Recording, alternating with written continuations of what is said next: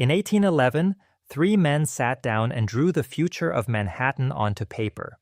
What they produced was the Commissioner's Plan, a rigid, unsentimental grid of streets and avenues that would govern how the island grew for the next 2 centuries. 12 numbered avenues running north to south, hundreds of cross streets cutting east to west, and between every pair of streets, a standard unit of land, 25 feet wide, 100 feet deep. 25 by 100. Write it down. Remember it. Because that rectangle, smaller than a tennis court, is where this story lives. At the time, the grid looked like progress. It looked like order. It looked like a city that had decided, rationally and deliberately, how it would house the future. What nobody said out loud, what the commissioners almost certainly understood, was that the grid was also a financial instrument. Uniform lots meant uniform transactions. Land could be bought, sold, subdivided, and speculated upon with mechanical efficiency. The city was not just being organized, it was being priced. Then came the ships. Between 1845 and 1852, Ireland lost 1 million people to famine and another 1 million to emigration. Germany, shaken by the failed revolutions of 1848, sent its own waves of displaced workers and political refugees westward across the Atlantic. They came through the port of New York by the tens of thousands, then the hundreds of thousands. They arrived with almost nothing. They needed shelter immediately within walking distance of the docks where they might find a day's work, the markets where they might sell something, the streets where survival was at least theoretically possible. New York's wealthy residents watched all of this arrive and made a quiet decision. They moved north. It was not dramatic. It was not announced. But block by block, the merchant families and the professionals who had built their lives in the lower wards packed up and followed the grid uptown toward the newer, quieter streets being laid out above 14th Street. They left behind solid, well-built row houses, houses with parlors and gardens, houses that had been, by the standards of their era, genuinely comfortable. The people who owned those houses did not leave with them. The landlords stayed, and the moment they saw the scale of what was arriving at the port, they understood something with absolute clarity. These buildings were worth more subdivided than whole. A row house that had housed one family could house 4. A ground floor could be split from upper floors and rented separately. A rear yard could be built over, adding another structure behind the first. Every additional family meant additional rent. Every additional body meant additional income from the same plot of 25 by 100 feet. The arithmetic was simple, the results were not. This was the birth of the New York tenement, not as an architectural vision, not as a solution to a housing problem, but as a financial response to an opportunity. Landlords were not building homes. They were converting existing assets and erecting new ones to capture the maximum possible rent from the maximum possible number of people within the minimum possible space. The immigrant family was the revenue stream. By the mid-1860s, the scale of what had been set in motion was staggering. New York's population had grown from roughly 200,000 in 1830 to over 700,000. Of those 700,000 people, approximately 480,000, more than 2/3 of the entire city, lived in around 15,300 tenement buildings concentrated primarily in Lower Manhattan. The people arriving had not chosen this. They lived where they could afford to live, which meant they lived where landlords would take their money, which meant they lived in the buildings closest to the work that kept them alive. The geography of poverty in New York was not accidental. It was the direct product of the grid, the lot, the speculative landlord, and the absence of anything resembling a public obligation to house the poor decently. And the city, the official city, the newspapers, the politicians, the property owners who shaped its policies, watched all of this happen and called it progress. New York was growing. New York was becoming a great metropolis. The fact that its growth was being built, quite literally, on top of people who could not afford to breathe properly in their own homes was treated as an unfortunate side effect of an otherwise admirable expansion. There is a particular kind of violence in that framing. Not the violence of a single act, but the sustained, structural violence of a city that decided what its land was worth and then arranged its people accordingly. The grid was drawn, the lots were sold, the ships kept coming, and the machine was only getting started. What that machine produced, the building itself, the object people actually lived inside, was something the city presented as civilization and delivered as something else entirely. Stand on Orchard Street on a clear morning and look up. The buildings are not ugly. That is the first thing you notice, and it is important because everything that follows depends on it. The facades are brick, warm, dark red brick laid in careful courses, punctuated by rows of windows, finished at the top with modest cornices and stone lintels that gesture, however faintly, toward respectability. There are stoops. There are entryways with a kind of formal seriousness to them, a suggestion that what lies beyond the threshold is a proper home, a place where a family lives with dignity intact. From the street, the tenement presents itself as civilization. This was entirely deliberate, and it was almost entirely false. The landlords and the builders who put these structures up understood something fundamental about the psychology of the city. Appearance was currency. A building that looked respectable attracted tenants who were trying to be respectable. A stoop communicated that this was not a barn or a warehouse or a temporary shelter, but a residence, a real address, a real home, a foothold in the social order of urban America. The facade was not decoration, it was salesmanship. Step through the door, and the salesmanship ends. The entry hall of a typical tenement was narrow, dim, and in most cases nearly dark even at midday. A single staircase, barely wide enough for two people to pass without turning sideways, rose through the center or side of the building. The walls were plaster, often cracked, often damp. The smell was immediate and specific: coal smoke, boiled food, the particular closeness of many bodies in a confined space, and underneath it, all the persistent undertone of shared privies that were never quite clean and never quite far enough away. On each floor, the staircase opened onto a corridor that served 4 apartments, 2 facing the street, 2 facing the rear yard. Each apartment consisted of 3 or 4 rooms. 3 or 4 rooms sounds perhaps like a reasonable amount of space. It was not. The total square footage of a typical tenement flat ran to somewhere between 325 and 400 square feet.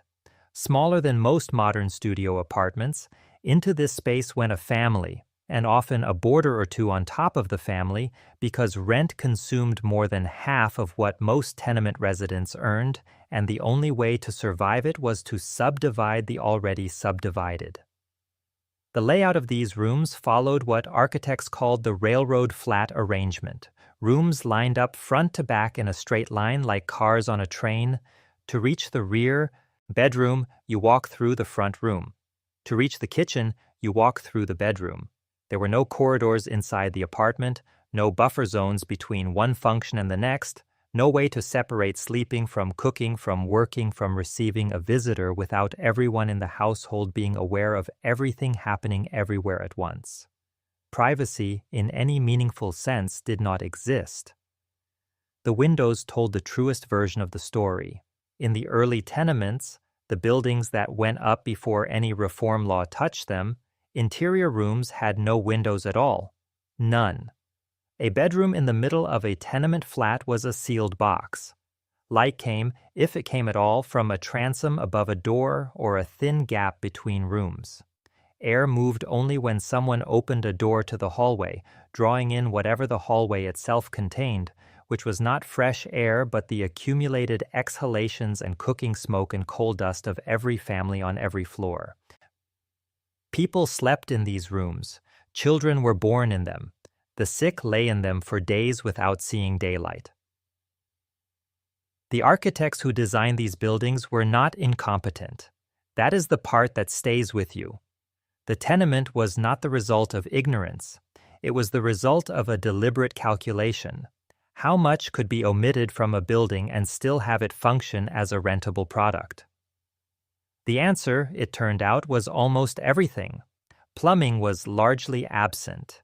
In the early tenements, a single outdoor privy in the rear yard served every family in the building, sometimes 20 people sharing one facility, sometimes more. Hauling water meant going to a street pump or a shared tap in the yard and carrying it up whatever number of flights separated your apartment from the ground.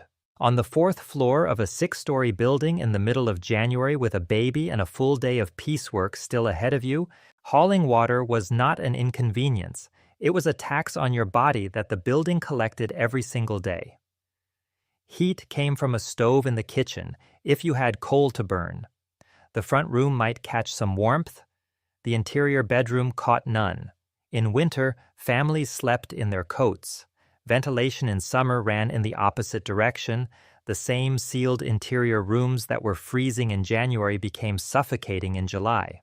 Infants died in numbers that would be considered catastrophic by any modern standard. In some tenement districts, 1 in 10 children did not survive their first year. The buildings were not the only cause, but they were a central one. And through all of it, the facade on Orchard Street continued to look respectable. The stoop said, "You belong here. You are housed. You have a home." The interior said something else entirely. You are a revenue unit in a machine, and the machine has no particular interest in whether you live or die, only in whether you pay. They paid for the facade. They lived in what was behind it. By 1879, the pressure had become impossible to ignore. For more than a decade, reformers, physicians, and city health officials had been documenting what everyone who lived in the tenement districts already knew firsthand. The buildings were making people sick. Not occasionally, not in isolated cases, systematically, reliably, at a scale that was beginning to embarrass a city that considered itself the most important metropolis in the Western Hemisphere. The specific problem that reform advocates kept returning to was darkness. The sealed interior rooms, the bedrooms with no windows. If you could get light into those rooms, the argument went, if you could get moving air into those corridors and sleeping spaces, the worst of the disease burden might be broken. The legislature, under sustained pressure, finally acted.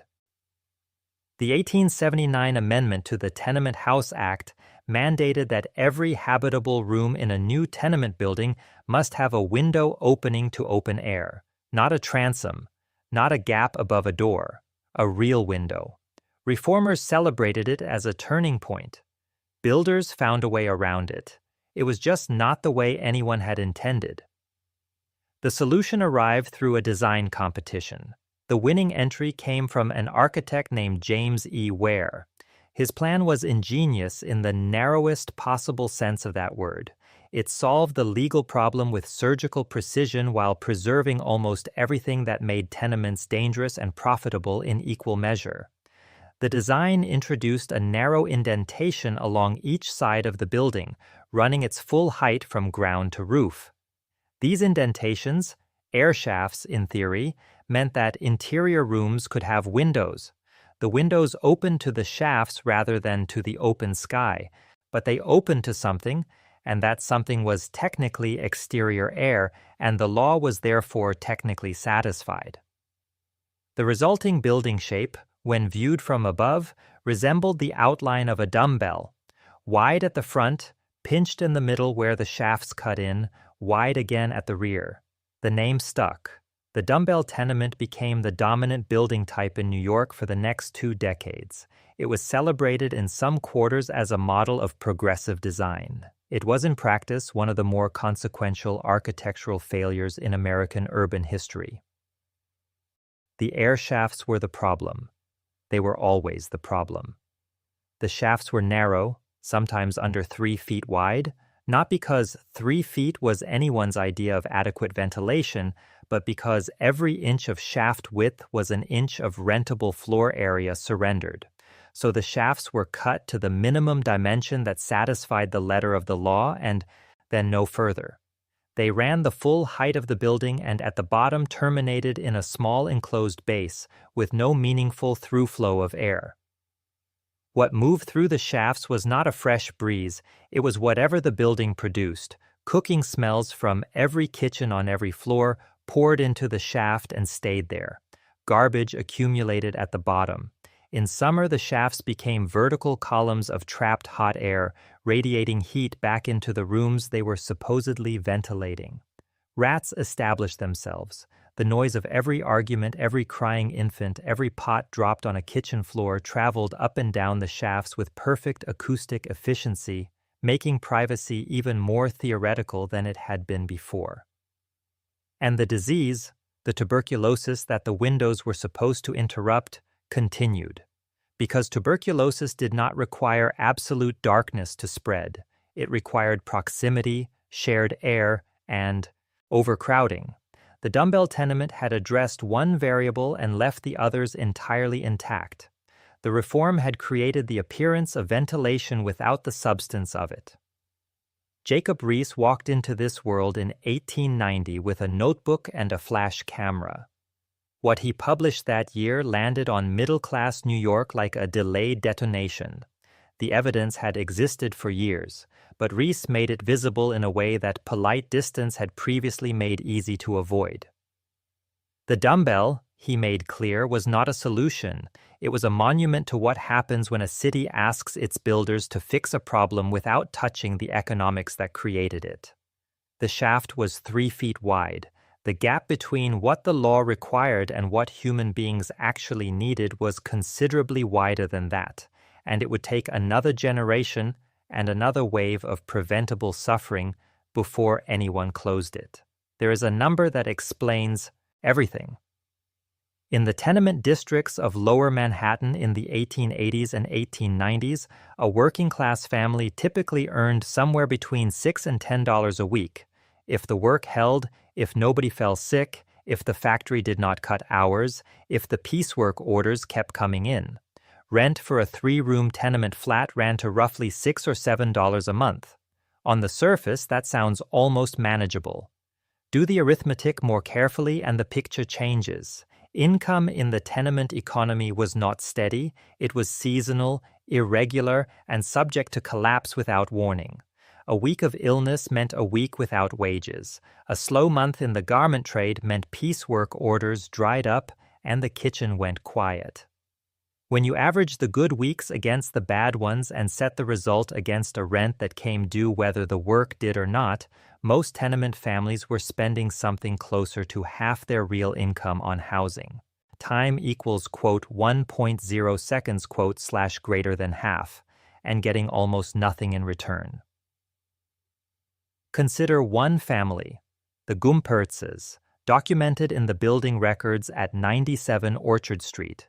Julius Gumpertz, a shoemaker, vanished in 1874, walked out one morning and did not come back. His wife Natalie was left with 4 children, a 3-room flat, and a rent bill that did not pause to acknowledge her circumstances. She took in boarders, she did piecework, she managed. The building's ledger recorded her rent payments with complete indifference to how she produced them. This is where the economics of tenement life have to be understood from the inside rather than from the landlord's ledger. The landlord's ledger looked healthy. Absentee ownership was the norm. By 1880, more than 60% of Lower East Side properties were owned by people who did not live in them, did not walk their hallways, did not share their stairwells. They collected rent through agents or janitors. They reinvested almost nothing. As long as the apartments filled, and they always filled, the economics worked beautifully for the people who owned the buildings and brutally for the people who lived in them. The tenants' experience of that same economy began before breakfast. Water did not come out of a tap in most tenement apartments for the majority of the 19th century. It came from a shared pump in the yard, or later a shared tap on each landing, and it arrived in whatever vessel you carried down to get it and then carried back up. 4 flights of stairs with a full bucket, twice a day, 7 days a week, was not a minor inconvenience. It was physical labor, unpaid, unacknowledged, built invisibly into the cost of simply existing in the building. Women performed most of this labor. The kitchen was the whole apartment compressed into one room: stove, table, laundry line, factory floor, and in winter, the only heat the building would give you. It was where the family ate, sometimes in shifts if the table was too small for everyone at once, and it was where work happened. Home-based industrial labor was not a peripheral feature of tenement life, it was structural. Garment manufacturers had developed a system of distributing piecework, cut fabric sent out to be sewn, finished, and returned for payment by the piece rather than the hour, that turned tenement kitchens into extensions of the factory floor. Entire families participated. A mother sewed seams, a father attached buttons, children old enough to hold thread pulled basting stitches or sorted pieces. The work filled whatever hours remained after the paid employment of the day, which often meant it filled the evenings and extended into the night by lamplight. The wages for this piecework were calibrated to be just sufficient to make it worth doing and never sufficient to make it unnecessary. A family might earn an additional $2 or $3 a week from home finishing, enough to matter enormously when rent was due, not enough to alter the fundamental arithmetic of their situation. Boarders were common for the same reason. Taking in a single boarder who paid $1 or $2 a week for a corner of the front room could mean the difference between making rent and not making rent. It also meant one more body in an already overcrowded space, one more person sharing the hallway toilet, one more set of needs pressing against the building's already inadequate infrastructure. The 1867 Tenement House Act had required 1 toilet per 20 residents, a standard that reformers considered a minimum and landlords treated as a ceiling. In practice, 1 toilet shared among 20 people, no hot water, minimal cleaning, a landlord who viewed maintenance as an expense to be avoided. Reformers documented toilets broken for weeks without repair, toilets in hallways so dark that residents navigated them by memory. The hallway toilet was simultaneously a legal concession and a symbol of how little the legal concession actually conceded. Children move through all of this as both witnesses and contributors. In the tenement economy, childhood was not exempt from labor. Boys sold newspapers on street corners from the age of 7 or 8. Girls minded younger siblings while mothers worked. Their unpaid domestic labor inside the apartment, watching infants, hauling water, helping with laundry, was as essential to household survival as any paid work and entirely invisible to the economic accounting of the era. What the landlord received at the end of the month was clean. A rent payment delivered by the janitor recorded in a ledger, deposited in an account belonging to someone who lived uptown or in Brooklyn or in a house with its own plumbing and its own heat. What the tenant paid was not just money, it was water carried up 4 flights. It was evenings bent over needlework by a lamp too dim for the work.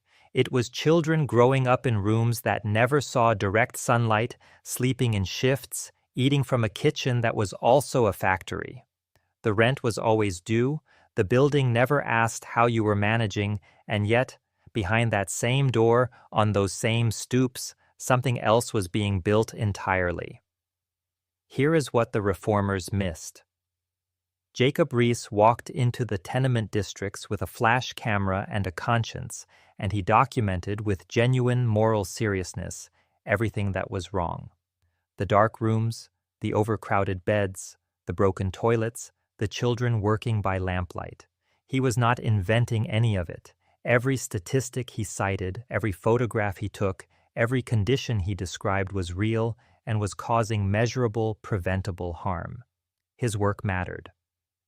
But Rees also carried with him a set of assumptions about the people he was photographing that shaped what he was capable of seeing. He saw poverty as a condition that degraded. He saw overcrowding as evidence of cultural failure as much as economic circumstance. He was not entirely wrong about that. But he was not entirely right either, because alongside everything the tenement took from its residents, something else was being built inside those narrow rooms and on those crowded stoops that his camera, pointed always at suffering, was not well positioned to capture. The tenement districts were alive in a way that had no architectural explanation. Step back from the building itself and look at the street. On a summer evening on Orchard Street or Hester Street or Mulberry Street in the 1890s, what you encountered was not the mute despair of people beaten down by their circumstances. It was noise and motion and commerce and argument and children running between the legs of adults who were conducting 3 conversations simultaneously in 2 languages. Pushcart vendors lined the curbs, selling pickles and herring and bread and fabric and housewares. Women leaned from windows calling down to neighbors on the stoops below. Men gathered on corners after work, not because they had nowhere to go, but because the street was where the information was. Who was hiring, who had moved, whose cousin had just arrived from the same village in Galicia or Sicily or County Cork. The stoop was the hinge between inside and outside, and it functioned as the social architecture that the building itself refused to provide. Inside the apartment, there was no room to receive anyone, no space to sit with a neighbor without pulling them into the middle of the household's private functions. The stoop solved this. It was a threshold, technically exterior, practically domestic. Families brought chairs out to it on hot evenings. Mothers sat with infants while older children played on the sidewalk in front of them. Old men played cards on the steps. Young women talked across the railing to young women on the adjacent stoop. The social life that the building had engineered out of existence found its way back through the front door and installed itself on the 6 steps of brick between the entryway and the pavement. The fire escape did the same thing, higher up. The iron platforms that had been mandated by law as emergency egress became, in practice, an extension of the apartment. In the hottest weeks of summer, when interior rooms became genuinely dangerous for sleeping, families moved their bedding onto the fire escapes and slept outside. Photographs from the era show entire families arranged on the iron platforms in the small hours, mothers with infants, children curled against the railings, fathers stretched across the full width of the platform with their feet against the wall. The fire escape was not comfortable. It was better than what was inside. This capacity for adaptation, for taking what the building refused to give and finding it somewhere else, was not incidental to tenement life. It was the central skill of tenement life, and it expressed itself most fully not in individual households, but in the collective structures that immigrant communities built within and around the tenement blocks. The ethnic enclave was the most significant of these structures. Kleindeutschland, Little Germany, occupied the blocks between the Bowery and the East River in the mid-19th century, and at its peak housed over 70,000 German-speaking residents in a dense network of tenements, beer halls, churches, singing societies, and German-language newspapers. It was not a ghetto in the sense of forced confinement. It was a chosen density, a deliberate concentration of people who shared a language and a set of cultural references in a city that otherwise offered them neither.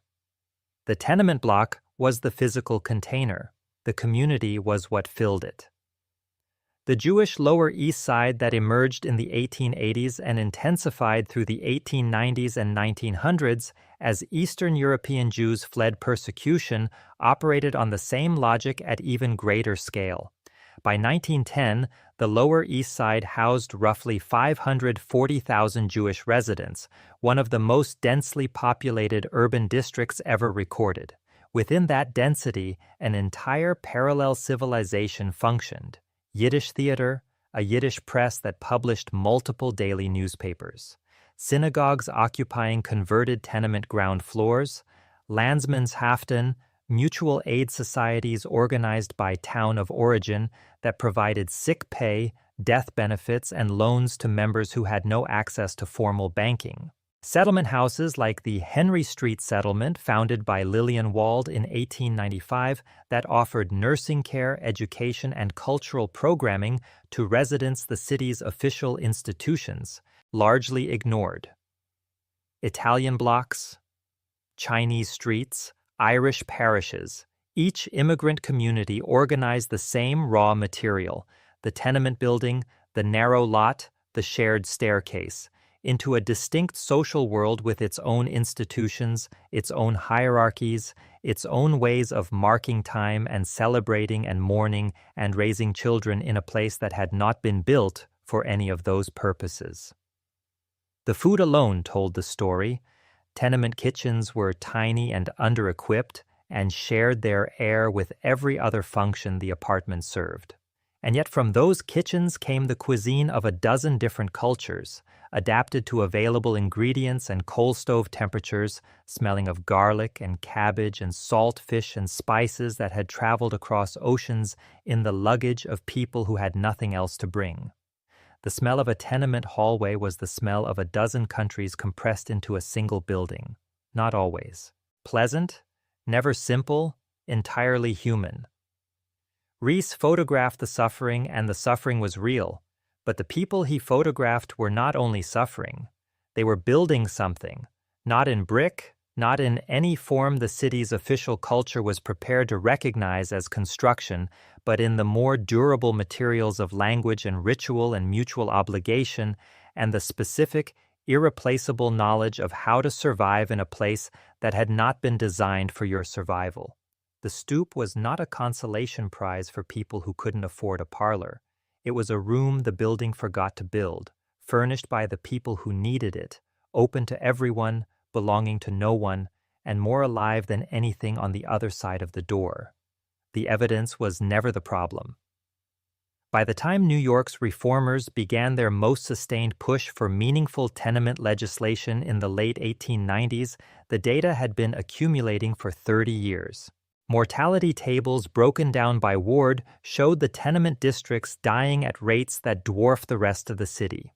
Health Department reports documented tuberculosis moving through the Lower East Side with a consistency that made the word epidemic feel inadequate. It was not an outbreak, it was a permanent condition, a baseline feature of life in buildings where a dozen people shared unventilated rooms and a single hallway toilet. Infant mortality in the most crowded blocks ran at figures that physicians described in their reports with a kind of exhausted precision, as though they had said the numbers so many times they had stopped expecting anyone to be shocked by them. This is the part of the tenement story that requires the most careful attention, because it is the part most easily smoothed over in retrospect. It is tempting to frame the history of tenement reform as a gradual awakening, a city slowly coming to understand a problem it had not previously grasped. That framing is too generous. The knowledge was there. The conscience in many quarters was there too. What was missing was the political will to act in ways that would cost the people who owned tenement buildings something meaningful. The 1867 Tenement House Act had been the first attempt. It defined the tenement legally, set minimum standards for room size and fire egress, and required one toilet per 20 residents. It was also, in practice, nearly unenforceable. The city had no dedicated inspection apparatus capable of monitoring 15,000 buildings. Landlords who violated the standards faced penalties so modest that compliance was economically optional. The law existed on paper in a way that left the buildings themselves almost entirely unchanged. The 1879 amendment had been the second attempt. Its results were the dumbbell. Tuberculosis did not read the amendment. The reform movement gathered both evidence and frustration in roughly equal measure through the 1880s and into the 1890s. The Charity Organization Society began compiling systematic documentation of tenement conditions. Settlement house workers, women like Lillian Wald on Henry Street operating daily inside the tenement districts, contributed first-hand accounts that gave the statistics human weight. And Jacob Riis continued to write and lecture and agitate with the particular energy of someone who had decided that the gap between what he knew and what the city was willing to do about it was a personal affront. What the statistics could not fully convey, what the ledger of reform kept failing to account for, was the individual cost of waiting. In the tenement wards, children were being born into buildings the city had already measured and found inadequate. They grew up in the rooms the inspectors had documented, breathed the air the health reports had flagged, and died at rates the mortality tables recorded with bureaucratic regularity. The 40-year gap between the data and the law was not an abstraction. It was measured in lives. The Tenement House exhibition of 1899 was the moment the accumulated pressure found its most concentrated form. Organized by the Charity Organization Society and mounted in a Manhattan venue where the general public could walk through it, the exhibition presented photographs, architectural models, floor plans, and mortality statistics in a format designed not for specialists but for the ordinary citizen. Scale models showed the dumbbell plan in 3 dimensions. Visitors could see in physical space exactly how narrow the air shafts were. The exhibition drew large crowds. It drew the attention of the press. It drew the attention of the governor. Theodore Roosevelt, then governor of New York, appointed a tenement house commission in 1900 to study conditions and recommend legislation. The commission was led by Robert DeForest and Lawrence Vaillet, and it produced a report of remarkable thoroughness, documented, argued, and presented with the explicit intention of making ignorance no longer available as an excuse to anyone in a position of authority. The commission's findings confirmed everything the reformers had been saying for decades. It recommended a comprehensive new law. The 1901 New York State Tenement House Act, the new law, was the result. Every habitable room was required to have a window opening directly to the exterior, not to an air shaft, to actual open sky. Courtyards of meaningful dimension were mandated. Indoor toilets private to each apartment were required in new construction. Stairways had to be fireproofed. A dedicated tenement house department was created with actual inspectors and actual enforcement authority. Existing buildings were required to retrofit. At 97 Orchard Street, workers cut new window openings through interior walls, adjusted plumbing, and made the modifications the law now demanded. The building changed, not enough to make it genuinely comfortable by any standard its owners would have accepted for themselves, but enough to make it measurably less dangerous. The new law worked within its limits. New tenement construction on the standard 25-foot lot became economically impractical. The courtyard and coverage requirements simply could not be satisfied at a profit on that geometry. Developers shifted toward larger lots and the emerging elevator apartment house model. The classic tenement, as a building type actively being produced, began its slow exit from the city's future. But the question that sits beneath the history of the new law is a simple one. The data showing what tenement conditions were doing to the people inside them had existed since the 1860s. The 1901 law addressed conditions that had been documented, measured, and reported for 40 years. 40 years. 2 generations of children born into buildings that the city knew were inadequate and permitted anyway because the people who owned those buildings had more influence over the pace of reform than the people who were suffering inside them. The law caught up. It always catches up eventually. The more important question, the one the tenement's history insists on asking, is what it costs to be slow.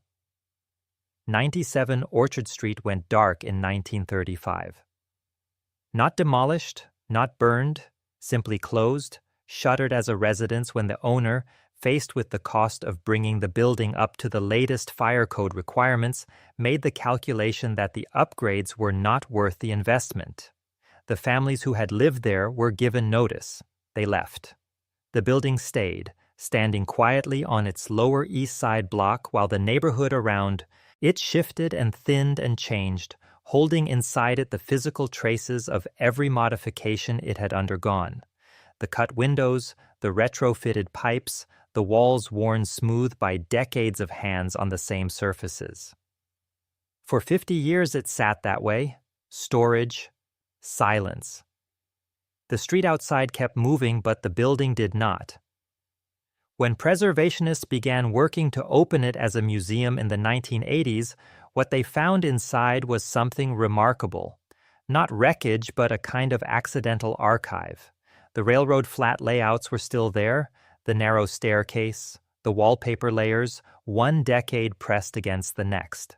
The building had stopped in time at the moment its last residents left, and that stillness had preserved everything the living city would otherwise have updated, upgraded, and eventually eliminated. The Tenement Museum that opened on Orchard Street became a National Historic Site, the first in the country, specifically dedicated to the history of immigration and urban working-class life. Hundreds of thousands of visitors walk through those apartments every year, through rooms where children were born and piecework was sewn and rent was scraped together and boarders slept in the front room and the hallway toilet was shared with the family next door. Outside on the street, the neighborhood tells a different story. The same blocks that once housed the densest working-class immigrant population in American history now contain wine bars and boutique hotels and real estate listings that describe fourth-floor walk-ups as charming and authentic and full of original details. The original details are the same details that reformers once documented as evidence of inadequacy: the narrow rooms, the low ceilings, the windows that look onto other windows. The market has simply changed what those details mean. Scarcity that was once a symptom of poverty has been repackaged as a marker of character. The brick is the same brick. It has watched everything. It watched the families who paid half their income to sleep in rooms without sunlight. It watched the reformers who took 30 years to pass a law the data demanded in year one. It watched the neighborhood empty and empty again, and fill with different people paying different prices for the same square footage. It does not distinguish between these episodes. It simply holds them. The suffering and the solidarity and the exploitation and the resilience, pressed together inside the same walls, on the same 25 by 100-foot lot, on the same street, in the same city that built the grid and called it progress. The tenement did not end. It transformed. And the questions it was built to avoid, about who deserves decent housing, about what a city owes the people who keep it running, about the distance between a respectable facade and what lies behind it, are still entirely open.